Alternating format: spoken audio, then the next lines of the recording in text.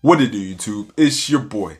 Hey, yo, now I'm coming back to y'all with another Texas Nation fan talk. Y'all already know what's happening today. I'm coming at y'all with why I think the Houston Texans 2022 NFL season is going to put a lot of the haters on hush mouth, put a lot of the skeptics to bed, and is going to prove a lot of people wrong. If you enjoy this video, go ahead and smash the like. If you want to see more Houston Texans content, go ahead and drop the sub. I'm gonna go ahead and jump into this, man.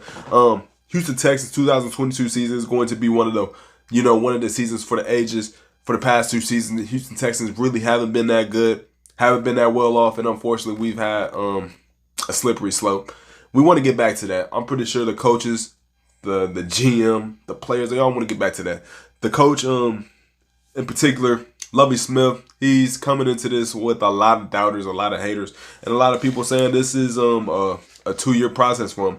I believe that's kind of harsh for, a head coach who is in a rebuilding process. You got Pete Carroll, it took him 4 years to get to the Super Bowl, and you got Andy Reid, it took him 7 years to get to the Super Bowl. If this is really a rebuilding process, if this is really one of the worst teams in the league, then you got to give Lovie Smith some time to really build this thing up.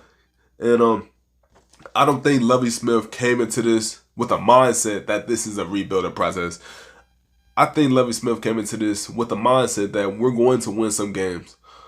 We're going to put some haters to rest, and we're going to show the league that we are one of the top teams, once again.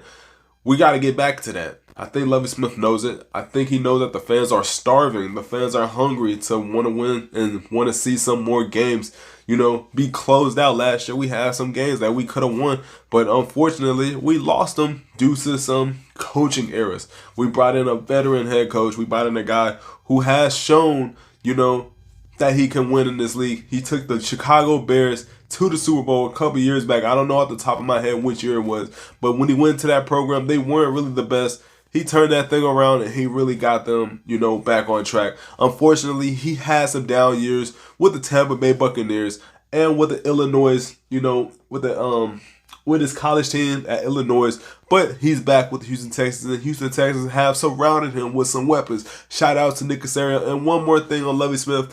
Like I said, he wants to prove the haters wrong. He wants to prove the doubters wrong.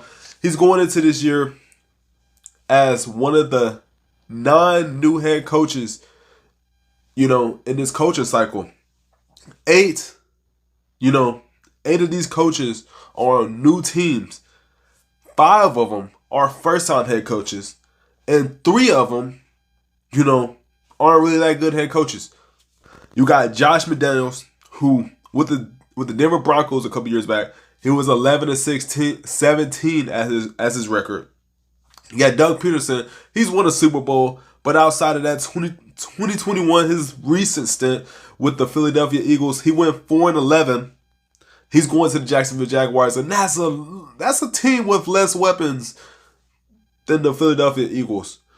And you got Dennis Allen, who, when he was with the Oakland Raiders, he went 8-28. So out of the 8 fresh head coaches that the Houston Texans are going to be facing this year, is looking kind of fair for Lovie Smith, who is a vet, who has a winning career.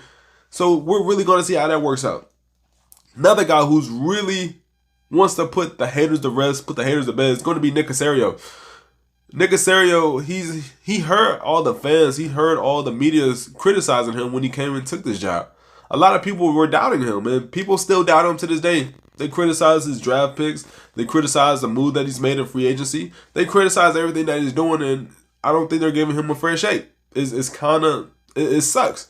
But the thing is, Nick Casario really wants to do, he wants to prove that he can win, that he can build a squad outside of New England, outside of Bill Belichick.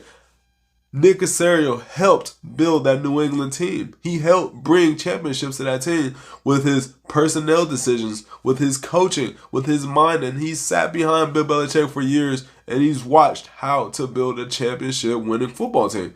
And I think he's come to this team just like Tom Brady when he went to Tampa Bay.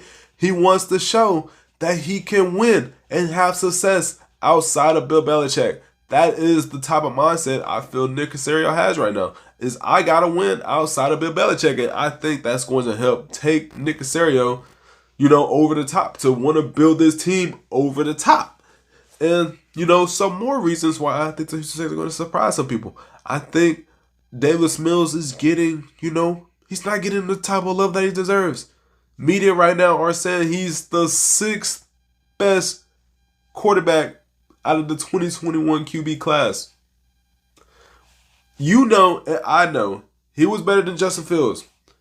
He was better than Zach Wilson. Was he not? He was better than, Trey Lance, who Trey Lance isn't even getting hyped up by the 49ers. They're talking about they don't even trust the dude. They don't even trust him. He was better than Trevor Lawrence last year. So why is he getting all this, all this doubt from media? Even fans are saying, hey man, let's just go ahead and get Bryce Young. Let's go ahead and put the trends on Bryce Young. Let's put the trends on CJ Stroud. Like, come on now, why isn't Davis Mills getting the hype that he deserves? He played pretty nice, pretty solid last year, being a 3rd round rookie, the 3rd string quarterback going into this, and just being thrown into the fire. You look at his first few games is versus the Carolina Panthers, versus the Buffalo Bills, versus New England, versus the Colts, versus the LA Chargers, versus the Tennessee Titans. You look at each game that he's had to start coming in, his first, as a third round rookie, not really being touted to even start games last year, he put up some solid numbers versus some top defenses. Like, you don't just see that That doesn't just happen. And then the thing is, like I said, his stats are better than the Zach Williams. Not Williams, but Zach Wilson, then the Trevor Lawrence, then the Justin Fields. I didn't name him earlier, but Davis Mills is better than Justin Fields. Justin Fields, Trevor Lawrence, they were the top 2 quarterbacks, for a good while in college.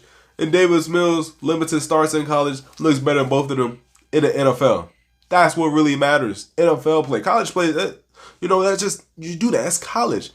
But, and they're both coming from, teams that you look at them, they don't really produce in the league. Ohio State doesn't really produce quarterbacks like that. Clemson, outside of Deshaun Watson, doesn't really produce quarterbacks like that. So you see why a guy like Davis Mills, from Stanford, who produces, not always, not every other year, but they have some solid quarterbacks in their history of the NFL. And you also, another reason, you got vets. Houston Texans have signed a plethora of vets. Mario Addison. You got the guys like from last year, Desmond King, Kamu Grugier-Hill. You're bringing guys back. You're even bringing guys from winning programs in college, from Alabama. The LSU Tigers. You're bringing guys who have been on winning programs. These guys have a chip on their shoulder. They don't just want to come from winning programs, winning teams, and then come to the Houston Texans and just want to lose. Like, come on now. They're coming into this saying, you know what? We got to win. We got to show these fans that, hey, we want to win too. And, you got to think about how we're building this. We got our hopefully we got our lockdown quarterback of the future. We got a young quarterback who showed potential last year. Our offensive line is going to come into this thing more healthy than it was last year. With Titus Howard, Justin Britt, Kenyon Green, Laramie Tunsil. Those guys are going to come to this thing ready to fucking go. You get a solid, fresh-legged running back in Damian Pierce. Rex Burkhead ran pretty hard last year towards the end of the stretch. And you also get Marlon Mack. Then our offensive playmakers, a John Mechie, a freaking Nico Collins, a Brandon Cooks who also gets slept on. You're getting a lot of guys who are slept on defense. Also, John Grenard he's coming back from injury, unfortunately. You get guys like Roy Lopez, Malik Collins. Like I said, I already named Mario Addison. We're bringing in some guys who are going to be freaking studs for us. And I think, they want to come into this thing and win too. They don't want to just lose. They don't want to accept 4 wins, 5 wins. They want to win some games too, man. And that's just where I am with this. I know I talked a little bit long. I know it just came off a ramble, and I'm sorry for that. I kind of lost track of what I was saying. But if you made it this far, I really appreciate you. Thank you. It's your boy Illinois signing off. Peace. Go Texans.